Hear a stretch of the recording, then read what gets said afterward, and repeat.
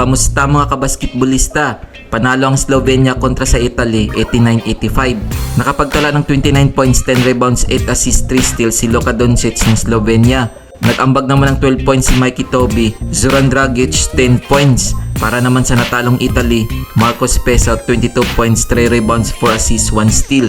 Simon Fontecchio 16 points, 1 rebound. Kung umabot ka dito sa video na to, mag-like na at subscribe.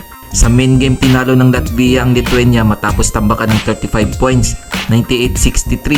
Humakot ng 20 points, 4 rebounds, 2 assists, 1 steal si Artur Skoroks ng Latvia, habang si Artur Sagars nagtala ng 4 points, 6 rebounds, 17 assists, 1 steal. Para naman sa natambakan ng Lithuania, Rukas Djokovic 16 points, 2 rebounds, 1 assist. Jonas Valanciunas 15 points, 8 rebounds, 1 block. Heto ang FIBA ranking as of September 9, 2023 matapos ang classification phase. 32nd place ang bansang Jordan, 31st place ang Iran, 38th place ang Venezuela, 29th place ang China. Ika-28th place naman ang Cape Verde, 27th place ang Ivory Coast, 26th place ang Angola, 25th place ang Mexico.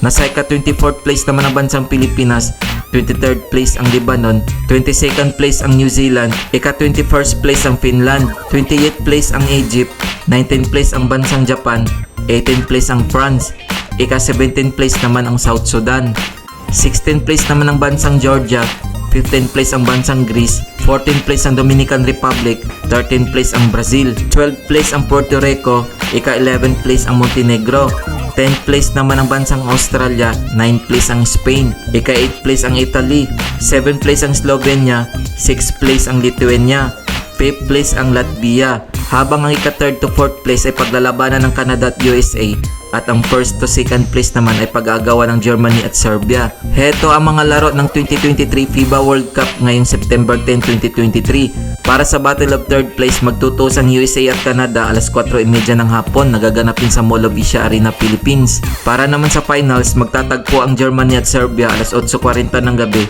nagaganapin sa Mall of Asia Arena, Philippines. Kung nagustuhan mo ang video na to, mag-like na at subscribe.